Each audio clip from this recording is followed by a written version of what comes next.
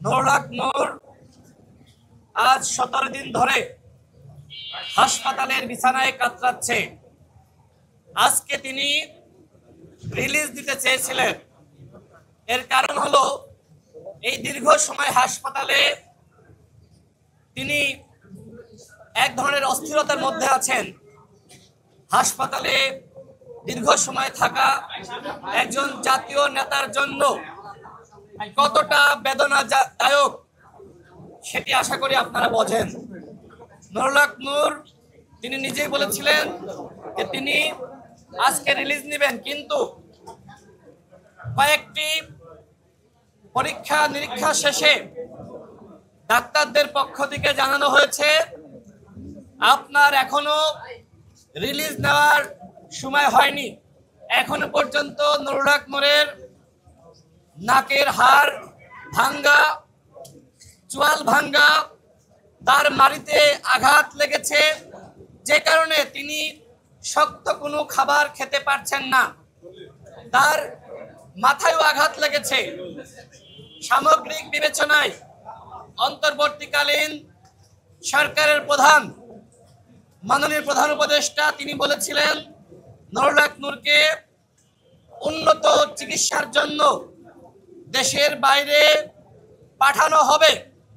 কিন্তু আমরা লক্ষ্য করলাম সরকারের পক্ষ থেকে এক ধরনের গড়িমসি করা হলো। কেন, কি কারণে?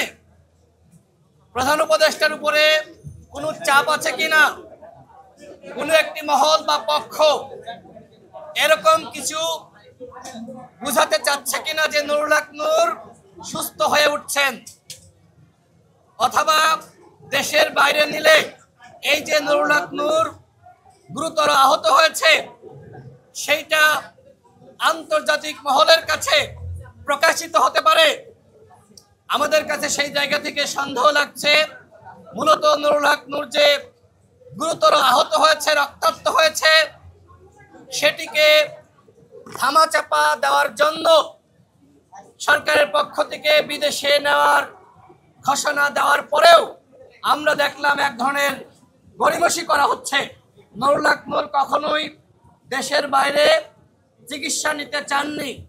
আমরা দলগতভাবে সিদ্ধান্ত নিয়েছিলাম, যেহেতু আওয়ামী লীগের আমলে নুরুল হক নূর একাধিকবার হামলার শিকার হয়েছে, যেভাবে তাকে রক্তাক্ত করা হয়েছে সেটি আপনারা সকলেই দেখেছেন।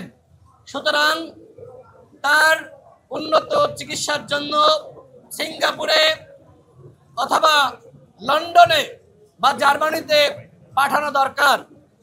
কিন্তু সরকারের যে গড়িমসি সেটি অত্যন্ত হতাশাজনক, যে কারণে আমরা মনে করি, আমাদের দল মনে করে নুরুল হক নূরকে যদি বিদেশে চিকিৎসার জন্য নিতে হয় সেটি আমাদের দলের পক্ষ থেকে নেওয়া হবে। সরকারের দয়ার উপরে আমরা আর নির্ভর করতে চাই না। আমরা সরকারের এই ঘোষণাকে, নুরুল হক নূরকে সরকারের পক্ষ থেকে উন্নত চিকিৎসার জন্য বিদেশে নেওয়ার যে ঘোষণা দেওয়া হয়েছিল সেই ঘোষণাকে আমরা প্রত্যাখ্যান করছি।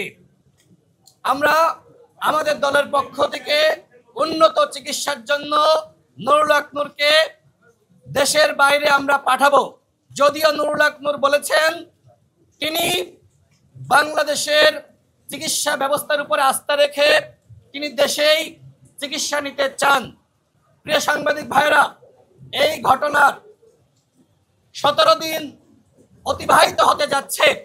এখনো পর্যন্ত সেনাবাহিনীর যারা এই ঘটনার সাথে সম্পৃক্ত, পুলিশের যারা এই ঘটনার সাথে সম্পৃক্ত, কাউকে এখনো পর্যন্ত গ্রেপ্তার করা হয়নি, তাদের বিরুদ্ধে কোনো ব্যবস্থা গ্রহণ করা হয়নি।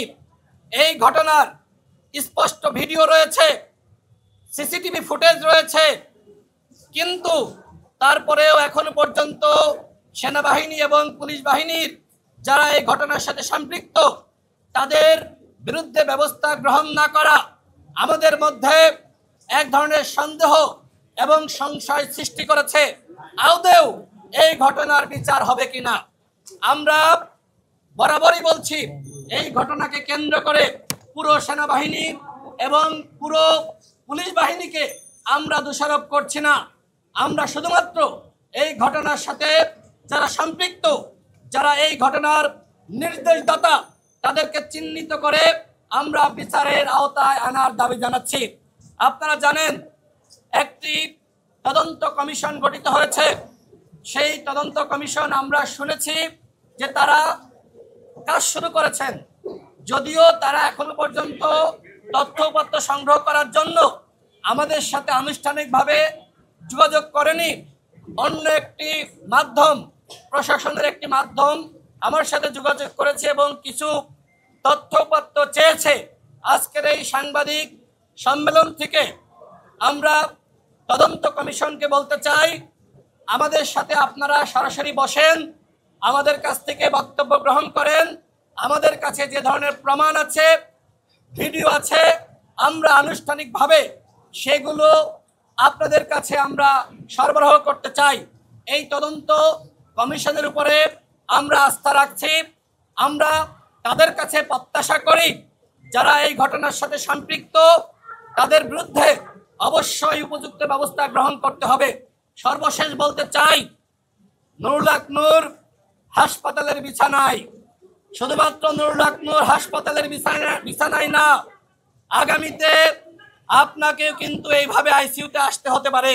সুতরাং এই ঘটনার অবশ্যই বিচার হতে হবে। অন্যথায় আগামীতে যারা জুলাই বিপ্লবের নায়ক, তাদেরকেও কিন্তু এই বিভিন্ন বাহিনীর সদস্যরা বা ছাত্রলীগ, যুবলীগের ক্যাডাররা আশকারা পেয়ে তারা কিন্তু রক্তাক্ত করতে পারে, হাসপাতালে পাঠাতে পারে। সুতরাং আমি মনে করি শুধুমাত্র নুরুল হক নূর আক্রান্ত হয়নি, পুরো বাংলাদেশ আক্রান্ত হয়েছে। সুতরাং যারা অন্যায় করেছে, অপরাধ করেছে, রক্তাক্ত করেছে, তাদের বিরুদ্ধে যদি সরকার ব্যবস্থা গ্রহণ না করে, তাহলে 48 ঘন্টা পর আমরা এমন কর্মসূচি দিব, সরকার কিন্তু আমাদেরকে আর থামাতে পারবে না। আমরা এখনই বলছি না, কিন্তু সেটি হতে পারে যমুনা ঘেরাও অথবা সচিবালয় ঘেরাও। স্পষ্ট কথা, স্বরাষ্ট্র উপদেষ্টার নির্দেশ ছাড়া এই ঘটনা ঘটেনি। স্বরাষ্ট্র উপদেষ্টা এই ঘটনার সাথে সম্পৃক্ত, যে কারণে স্বরাষ্ট্র উপদেষ্টাকে এই ঘটনার দায় নিয়ে অবশ্যই পদত্যাগ করতে হবে। অন্যথায় 48 ঘন্টা পরে যদি গণ অধিকার পরিষদের নেতাকর্মীরা সচিবালয় কিংবা যমুনা ঘেরাও করে, এর পুরোপুরি দায় বর্তাবে সরকারের উপরে।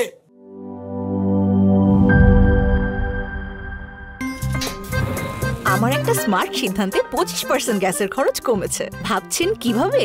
সাধারণ গ্যাস স্টোভ বদলে আমি এনেছি আরএফএল গ্যাস স্টোভ। এর সাইন্টিফিক নজল ও ব্রাস বার্নার ক্যাপ সমানভাবে তাপ ছড়িয়ে রান্না করে দ্রুত, তাই গ্যাসও বাঁচায় 25%।